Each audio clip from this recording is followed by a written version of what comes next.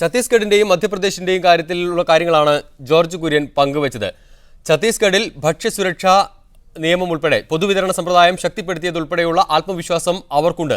ഒപ്പം മധ്യപ്രദേശിൽ കാർഷിക രംഗത്തെ പുരോഗതിയാണ് അവർ ഉയർത്തിക്കാട്ടുന്ന മറ്റൊരു നേട്ടം. കടുത്ത മത്സരമുണ്ട് എന്ന് ഛത്തീസ്ഗഡിൽ സമ്മതിക്കുമ്പോഴും ഞാൻ പറയട്ടെ, ഛത്തീസ്ഗഡിനെ സംബന്ധിച്ച് പറയുമ്പോൾ ക്രമസമാധാന രംഗത്തെ തകർച്ച തന്നെയാണ് ഞങ്ങൾ എടുത്തു പറഞ്ഞിട്ടുള്ളൊരു പ്രധാനപ്പെട്ട. ഞങ്ങൾ അതിന്റെ പേരിൽ വലിയ നഷ്ടങ്ങൾ ഉണ്ടായിട്ടുള്ള രാഷ്ട്രീയ പാർട്ടിയാണ്. അത് മനസ്സിലാക്കണം. ഛത്തീസ്ഗഡിൽ നഷ്ടം ചെറുതാണോ? ഒരു മുൻ കേന്ദ്രമന്ത്രി അടക്കം, അതല്ലെങ്കിൽ അവിടുത്തെ PCC പ്രസിഡന്റ് അടക്കം രമൺ സിംഗിന്റെ ഭരണകാലത്ത് അവിടെ കൊല ചെയ്യപ്പെട്ടു എന്ന് പറയുമ്പോൾ നൂറുകണക്കിന്, അവരുടെ ജീവന് മാത്രമല്ല വിലയുള്ളത്, നൂറുകണക്കിന് ജീവനുകൾ പൊലിഞ്ഞു വീഴുകയും അതിൽ ആത്യന്തികമായി നോക്കുമ്പോൾ വലിയ നഷ്ടം നേരിട്ടിട്ടുള്ള ഒരു രാഷ്ട്രീയ പ്രസ്ഥാനമാണ് കോൺഗ്രസ്. അപ്പം ക്രമസമാധാന രംഗത്തെ കുറിച്ച് അദ്ദേഹം പരാമർശിക്കുന്നതേ ഇല്ല. മറ്റ് മേഖലകളിലുള്ള വികസനത്തെ കുറിച്ച് പറഞ്ഞു. അതൊക്കെ അവരുടെ ഒരു പ്രചരണം മാത്രമാണ് എന്ന് പറയാൻ ഞാൻ ആഗ്രഹിക്കുന്നു. ക്രമസമാധാന രംഗത്ത് തകർച്ചയാണെങ്കിൽ ഒരു സംസ്ഥാനത്തിൽ എങ്ങനെ നമുക്ക് മുന്നോട്ട് പോകാൻ കഴിയും? അപ്പൊ തീർച്ചയായിട്ടും ആ ഒരു പശ്ചാത്തലത്തിൽ തന്നെയാണ് കോൺഗ്രസ് അവിടെ, ജനങ്ങൾക്ക് അവിടെ ആവശ്യം സമാധാനമാണ്. അവിടെ കുഞ്ഞുങ്ങൾക്ക് പോകാനുള്ള അവസരം, അവർക്ക് സ്വതന്ത്രമായി ജീവിക്കുവാനുള്ള ഒരു അവസരം, അതൊക്കെയാണ്, സ്വാതന്ത്ര്യമാണ് അവിടെ ആവശ്യം. തീർച്ചയായിട്ടും ആ മേഖലയിൽ രമൺ സിംഗ് സർക്കാർ പരാജയപ്പെട്ടിരിക്കുന്നതൊരു സംശയം വേണ്ട. പിന്നെ കോൺഗ്രസിനകത്ത് ഒരുപാട് ആശയക്കുഴപ്പങ്ങളും അഭിപ്രായ വ്യത്യാസങ്ങളും ഭിന്നതകളും ഒക്കെ ഉണ്ടായിരുന്ന സംസ്ഥാനത്ത് ഏറെക്കുറെ അതൊക്കെ പരിഹരിച്ചുകൊണ്ട് തെരഞ്ഞെടുപ്പിനെ നേരിടാൻ കഴിയും. മാത്രമല്ലേ ഷാനിമോൾ ഉസ്മാൻ, സ്വാഭാവികമായിട്ടും എവിടെയെങ്കിലുമൊക്കെ എന്തെങ്കിലും ഒരു പ്രശ്നമുണ്ടെങ്കിൽ അത് ചൂണ്ടിക്കാണിക്കപ്പെടണ്ട എന്ന് കരുതിക്കൊണ്ടാണ് ഞാനത് പറഞ്ഞത്. സ്വാഭാവികമായ തെരഞ്ഞെടുപ്പ് വരുമ്പോൾ അഭിപ്രായ വ്യത്യാസങ്ങളും അല്ലെങ്കിൽ എന്തെങ്കിലും തലപൊക്കി നിൽക്കുന്ന ഗ്രൂപ്പിസോ ഒക്കെ കുറെയൊക്കെ മുന്നോട്ട് പോകുന്നതൊക്കെ സ്വാഭാവികം. അതിപ്പം ഛത്തീസ്ഗഡ് മാത്രമല്ല മറ്റേത് സംസ്ഥാനത്തും. പക്ഷെ തെരഞ്ഞെടുപ്പിനെ വരുമ്പോൾ അതൊരു വലിയ ഒരു രാഷ്ട്രീയ പ്രശ്നം എന്നുള്ള നിലയിൽ ഏറ്റെടുത്തുകൊണ്ട് അതിനെയൊക്കെ അതിജീവിച്ചു പോകുന്ന ഒരു പതിവാണ് കോൺഗ്രസിനുള്ളത്. തീർച്ചയായിട്ടും ഛത്തീസ്ഗഡിൽ ഞങ്ങള് വലിയ പ്രതീക്ഷ തന്നെയാണ് ഇപ്പോഴും വെച്ചു പുലർത്തുന്നത്. അതുപോലെ തന്നെ മധ്യപ്രദേശിലെ കാര്യം പറഞ്ഞു. മധ്യപ്രദേശിലെ മുടിചൂടാമനനായി നിൽക്കുമ്പോൾ അല്ലെങ്കിൽ ശിവരാജ് സിംഗ് ചൗഹാൻ മുഖ്യമന്ത്രിയായി തുടരുന്ന ഒരു അവസരത്തിലാണ് നമ്മൾ കോൺഗ്രസിന് അവിടെ ഉണ്ടായിട്ടുള്ള നേട്ടത്തെ കുറിച്ച് പറയണം. കോൺഗ്രസിന് അവിടെ നില മെച്ചപ്പെടുത്താൻ കഴിയുന്നുള്ളതിന് ആർക്കും, BJPക്ക് പോലും സംശയമില്ല. അതിപ്പോ ഗ്വാളിയർ മേഖലയിൽ മാത്രമാണെന്ന് ഞാൻ കരുതുന്നു. ഞാൻ നേരത്തെ സൂചിപ്പിച്ച വളരെ പ്രധാനപ്പെട്ട ഒരു കാര്യമാണ്. ശിവരാജ് സിംഗ് ചൗഹാൻ ആദ്യം മുതൽ തന്നെ നമ്മൾ നോക്കുമ്പോൾ BJPയുടെ എല്ലാ മീറ്റിങ്ങുകളിലും BJPയുടെ എല്ലാ വിലയിരുത്തലുകളിലും അവരെ മോഡിക്ക് കൊടുക്കുന്ന ഒരു പ്രാധാന്യം ശിവരാജ് സിംഗ് ചൗഹാനോ അല്ലെങ്കിൽ രമൺ സിംഗിനോ ഒന്നും കൊടുക്കാൻ തയ്യാറായിട്ടില്ല.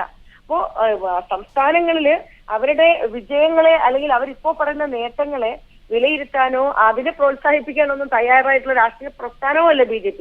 അപ്പൊ എല്ലാ കാലത്തും BJP ഗുജറാത്ത് മുഖ്യമന്ത്രിയിൽ മാത്രം കേന്ദ്രീകരിച്ചിട്ടുള്ള ഒരു വിലയിരുത്തലാണ് കഴിഞ്ഞ കാലങ്ങളിലൊക്കെ നടത്തി പോന്നിട്ടുള്ളത്. അപ്പോൾ കോൺഗ്രസിന് ഇപ്പോൾ അവിടെ ഒരു ത്രെറ്റ് ഉണ്ടാക്കാൻ കഴിഞ്ഞിട്ടുണ്ട് എങ്കിൽ അത് തീർച്ചയായിട്ടും കോൺഗ്രസിന്റെ ശരിയായ രീതിയിലുള്ള സംഘടനാ പ്രവർത്തനത്തിന്റെ ഒരു ഭാഗമായിട്ട് കൂടി അത്തരത്തിൽ അതിനെ വിലയിരുത്തണമെന്നാണ് എനിക്ക് പറയാനുള്ളത്.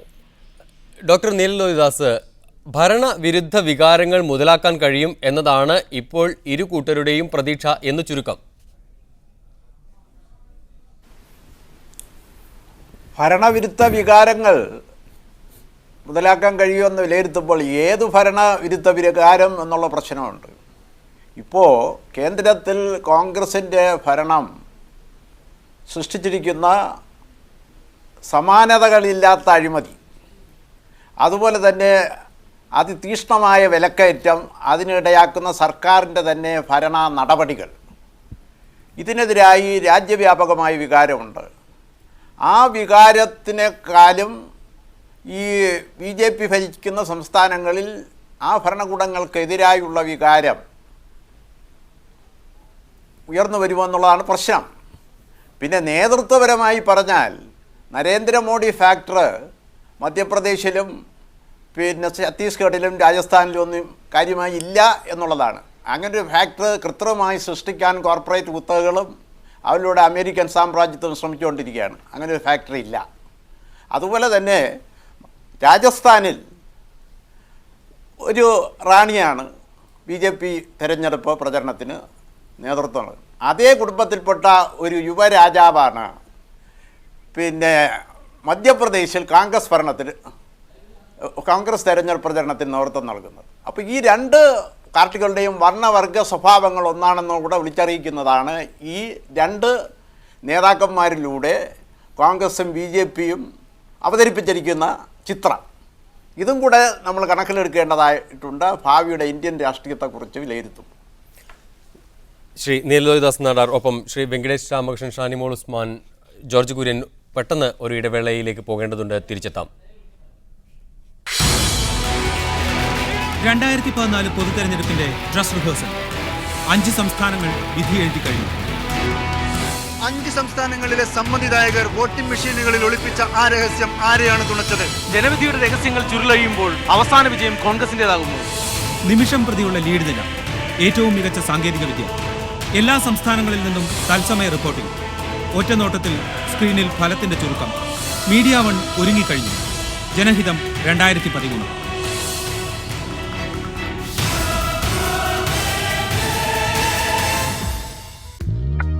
ജനഹിതം.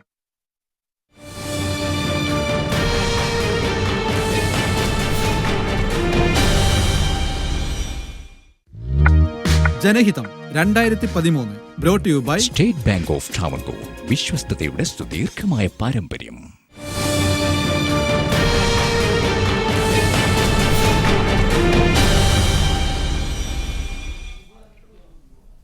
ജനഹിതം പ്രത്യേക തെരഞ്ഞെടുപ്പ് വിശകലന പരിപാടി തുടർന്നു. വെങ്കടേഷ് രാമകൃഷ്ണൻ ഡൽഹിയിൽ നിന്ന്, ജോർജ് കുര്യൻ തിരുവനന്തപുരത്ത് നിന്ന്, ഡോക്ടർ എ നീലലോഹിദാസ് തിരുവനന്തപുരം, ഒപ്പം ശരത്ചന്ദ്ര പ്രസാദ് കോഴിക്കോട്ട് നിന്ന് ചേരുന്നു. ആദ്യം ശ്രീ വെങ്കടേഷ് രാമകൃഷ്ണൻ, ഭരണവിരുദ്ധ വികാരങ്ങളിൽ പ്രതീക്ഷ പുലർത്തുന്നു ഇരു കൂട്ടരും എന്ന് പറയുമ്പോൾ ഈ തെരഞ്ഞെടുപ്പിൽ മറ്റൊരു സവിശേഷത കൂടിയുണ്ട്, തിരസ്കാര വോട്ടിനുള്ള സാധ്യത കൂടി. അത് എങ്ങനെ പ്രയോജനപ്പെടും? എനിക്ക് തോന്നുന്നില്ല ഈ തിരഞ്ഞെടുപ്പ് നടക്കുന്ന 5 സംസ്ഥാനങ്ങളിലും തിരസ്കാര വോട്ട് ഒരു നിർണായക ഘടകമായി വളർന്നു വരും എനിക്ക് തോന്നുന്നില്ല. തീർച്ചയായും ബദലുകൾ ഇല്ലാത്ത ഒരു സാഹചര്യത്തിലേക്കല്ല, അല്ലെങ്കിൽ അത്തരമൊരു രാഷ്ട്രീയ വീക്ഷണത്തിൻ്റെ ഭാഗമായിട്ടല്ല ഈ 5 സംസ്ഥാനങ്ങളിലും ജനങ്ങൾ വോട്ട് ചെയ്യുക എന്നാണ് എൻ്റെ വിശ്വാസം. അതുകൊണ്ട് തന്നെ ഇതൊരു വലിയ നിർണായകമായ നടപടിയാണെങ്കിലും ഇത് നമ്മുടെ ചരിത്രത്തെ തന്നെ മാറ്റിമറിക്കുന്ന ഒരു വളരെ വളരെ നിർണായകവും വളരെ പ്രധാനപ്പെട്ടതുമായിട്ടുള്ള ഒരു തീരുമാനമാണ് സുപ്രീം കോടതിയുടെ ഭാഗത്തുനിന്നുണ്ടായിട്ടുള്ളതെങ്കിലും ഈ തെരഞ്ഞെടുപ്പിൽ അതിന് വലിയ കാര്യമായ സ്വാധീനം ഉണ്ടാകുമെന്ന് എനിക്ക് തോന്നുന്നില്ല. ശ്രീ വെങ്കടേഷ് രാമകൃഷ്ണൻ, തിരിച്ചെത്താം. ശ്രീ ശരത്ചന്ദ്ര പ്രസാദ്, തെരഞ്ഞെടുപ്പ് ഫലങ്ങൾ വിലയിരുത്തുമ്പോൾ ഛത്തീസ്ഗഡിലും ഡൽഹിയിലുമാണ് കോൺഗ്രസ് ഇപ്പോഴും വലിയ പ്രതീക്ഷ വെച്ചു പുലർത്തുന്നത്. ക്ഷമിക്കണം, ശരത്ചന്ദ്ര പ്രസാദിലേക്ക് പോകാൻ സാങ്കേതിക തടസ്സങ്ങളുണ്ട്. ശ്രീ വെങ്കടേഷ് രാമകൃഷ്ണൻ, 2 സംസ്ഥാനങ്ങളിൽ കൂടുതൽ പ്രതീക്ഷ വെച്ച് പുലർത്തുന്നു എന്ന് പറയുമ്പോൾ ഡൽഹി എത്രമാത്രം സുരക്ഷിതമാണ് കോൺഗ്രസിന്? എൻ്റെ ഒരു അനുമാനം, ഡൽഹിയിൽ കോൺഗ്രസ് മിക്കവാറും 3-ാം സ്ഥാനത്തായിരിക്കുമെന്നാണ് എൻ്റെ രാഷ്ട്രീയ നിരീക്ഷണത്തിൻ്റെ അടിസ്ഥാനത്തിലുള്ള അനുമാനം. ഞാൻ വലിയ ഒരു പിഴവുകളൊന്നും എൻ്റെ കണക്കൂട്ടിൽ വരുത്തിയിട്ടില്ലെങ്കിൽ കോൺഗ്രസ് വളരെ ദയനീയമായ ഒരു പ്രകടനമാണ് കാഴ്ചവെക്കുക എന്നാണ് എനിക്ക് തോന്നുന്നത്. ആം ആദ്മി പാർട്ടി തെരഞ്ഞെടുപ്പ് ഘട്ടത്തിൽ എങ്ങനെയാണ് വോട്ടർമാരെ പോളിംഗ് ബൂത്തുകളിലേക്ക് എത്തിക്കാൻ സാധിക്കുക? തെരഞ്ഞെടുപ്പ് പ്രചാരണത്തിലപ്പുറം തെരഞ്ഞെടുപ്പ് പ്രക്രിയയിൽ അവർക്ക് എങ്ങനെ ഇടപെടാൻ കഴിയും എന്നത് സംബന്ധിച്ച് താങ്കൾ തന്നെ നേരത്തെ ഒരു സംശയം ഉന്നയിച്ചിരുന്നു താങ്കളുടെ ചില ലേഖനങ്ങളിൽ. അതിൽ എത്രമാത്രം ആം ആദ്മി പാർട്ടി വിജയിച്ചു മുന്നോട്ട് പോയി? ഞാൻ കണ്ടത്, സാധാരണ ഞാൻ ആ ലേഖനത്തിൽ പ്രധാനമായിട്ട് പറഞ്ഞൊരു കാര്യം, ഈ തെരഞ്ഞെടുപ്പ് ദിവസം ഉണ്ടാകുന്ന ചെലവ്, തെരഞ്ഞെടുപ്പ് ദിവസം ആൾക്കാരെ പോളിംഗ് ബൂത്തുകളിലേക്ക് എത്തിക്കാൻ വേണ്ടി വൻകിട പാർട്ടികൾ, നമ്മുടെ മുഖ്യധാരാ പാർട്ടികൾ എന്ന് പറയുന്ന കോൺഗ്രസും BJPയും നടത്തുന്ന ചെലവിൻ്റെ അടിസ്ഥാനത്തിലും അതിനുവേണ്ടി ഉണ്ടാക്കേണ്ട വ്യത്യസ്തമായിട്ടുള്ള വിഭവങ്ങൾ, അതായത് സാമ്പത്തികമായിട്ടുള്ള വിഭവങ്ങളുടെ ഉപയോഗം, അതുപോലെ തന്നെ ആൾക്കാരെ സംഘടിപ്പിച്ചുകൊണ്ട് സംഘടനാപരമായ ആൾക്കാരെ പോളിംഗ് ബൂത്തിലേക്ക് എത്തിക്കാൻ വേണ്ടിയിട്ടുള്ള അത്തരം ആൾക്കാരെ സംഘടനാ പ്രവർത്തകരെ ഉണ്ടാക്കുന്നതിൻ്റെ കാര്യം, ഇതൊക്കെ വെച്ചുകൊണ്ടാണ് ഞാനൊരു സംശയം ഉന്നയിച്ചത്. സത്യം പറഞ്ഞാൽ അരവിന്ദ് കെജ്രിവാൾ പാർട്ടി ഉണ്ടാക്കാൻ വേണ്ടി നിശ്ചയിച്ച ദിവസം, അന്ന് അദ്ദേഹത്തിന് ഞാൻ അയച്ച SMS-ൽ ഈ കാര്യം സൂചിപ്പിച്ചിരുന്നു. ഈ ശരാശരി 1 ലക്ഷം രൂപ ചെലവ് ഒരു ബൂത്തിൽ ചെലവ് വരുന്ന ഒരു ദിവസമാണ് തെരഞ്ഞെടുപ്പ് ദിവസം. ആ ദിവസത്തെ ചെലവിനെ നിങ്ങൾ എങ്ങനെയാണ് കൈകാര്യം ചെയ്യാൻ പോകുന്നത്? എങ്ങനെയാണ് നിങ്ങളത് അത്തരത്തിലുള്ളൊരു സംഭവത്തെ നേരിടാൻ പോകുന്നത് എന്ന് ഞാൻ ചോദിക്കേണ്ടായി. ഒരു SMS ഉണ്ട്. ആ SMS മറുപടി ഉണ്ടായില്ല. പക്ഷേ ആ മറുപടി ആം ആദ്മി പാർട്ടി പ്രവർത്തകർ പോളിംഗിൻ്റെ ദിവസം എനിക്ക് കാണിച്ചു തന്നു. സത്യം പറഞ്ഞാൽ 80കളിലൊക്കെ അടിയന്തരാവസ്ഥയ്ക്ക് ശേഷമുള്ള തിരഞ്ഞെടുപ്പിലും അതിനുശേഷം ഉണ്ടായിട്ട് ഉള്ള 80കളിലൊക്കെ യുവ നേതാക്കന്മാർ, പ്രത്യേകിച്ചും ഇടതുപക്ഷത്തിൻ്റെ യുവ നേതാക്കന്മാർ, സുരേഷ് കുറുപ്പിനെ പോലുള്ള യുവ നേതാക്കന്മാർ മുന്നോട്ട് വന്ന ഒരു തിരഞ്ഞെടുപ്പിൽ കണ്ടിട്ടുള്ള ഒരു ആവേശം യുവാക്കളിൽ, അതായത് വളരെ കമ്മിറ്റഡ് ആയിട്ട് ഒരു തരത്തിലുള്ള സാമ്പത്തിക നേട്ടത്തിൻ്റെ ഒന്നും നോട്ടമില്ലാതെ വളരെ കമ്മിറ്റഡ് ആയിട്ട് വളരെ പ്രതിബദ്ധതയോടെ ജനങ്ങളെ പോളിംഗ് ബൂത്തിലെത്തിക്കാൻ വേണ്ടി രാഷ്ട്രീയ പ്രവർത്തനം നടത്തുന്ന നൂറുകണക്കിന് ചെറുപ്പക്കാരെയാണെന്ന് കാണാൻ പറ്റിയത്. അപ്പോൾ അതിൻ്റെ അടിസ്ഥാനത്തിലാണ് ഞാൻ ഈ കോൺഗ്രസിൻ്റെ പ്രകടനം ദയനീയമായിരിക്കുമെന്ന് വിലയിരുത്തുന്നത്. ശരചന്ദ്ര പ്രസാദ്, ശ്രീ വെങ്കടേഷ് രാമകൃഷ്ണൻ നിരീക്ഷിക്കുന്നത് ഡൽഹിയിൽ കോൺഗ്രസ് 3ാം സ്ഥാനത്തേക്ക് തള്ളപ്പെടും എന്നാണ്.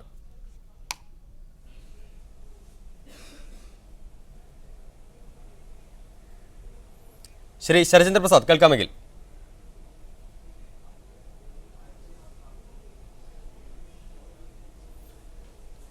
ശരചന്ദ്ര പ്രസാദിലേക്ക് വീണ്ടും പോകാൻ തടസ്സങ്ങളുണ്ട്.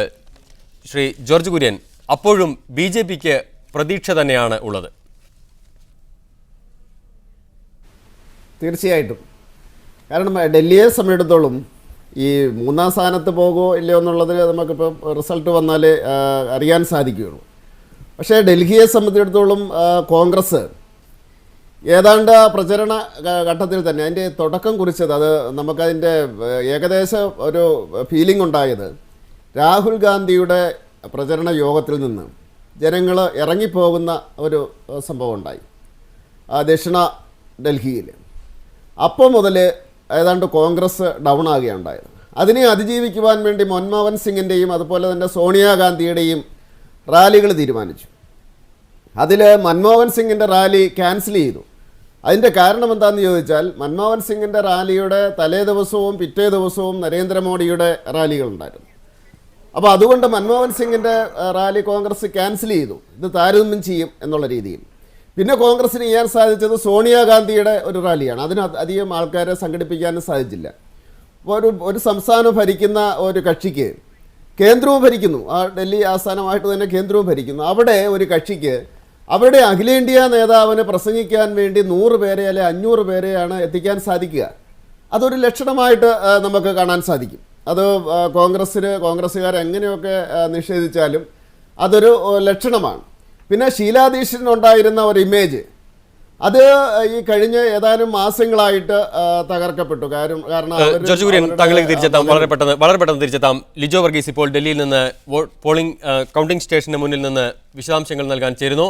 ലിജോ, കൗണ്ടിംഗ് തുടങ്ങിയോ? നടപടികൾ തുടങ്ങിയോ?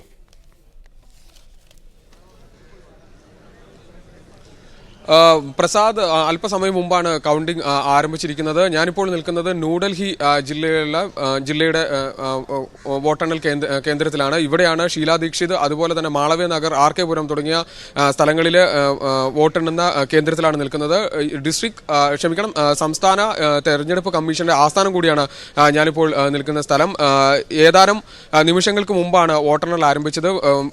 പ്രധാനപ്പെട്ട നേതാക്കളെല്ലാം തന്നെ ഇവിടെ എത്തിയിട്ടുണ്ട്. ഷീലാ ദീക്ഷിത് എത്തിയിട്ടില്ല. പക്ഷേ അതിന് പകരം കിരൺ വാലി ആരോഗ്യമന്ത്രിയാണ് ഇപ്പോഴത്തെ നിലവിൽ ആരോഗ്യമന്ത്രി. കിരൺ വാലി ഉൾപ്പെടെയുള്ള നേതാക്കൾ ഇപ്പോൾ വോട്ടെണ്ണൽ കേന്ദ്രത്തിൽ എത്തിക്കഴിഞ്ഞു.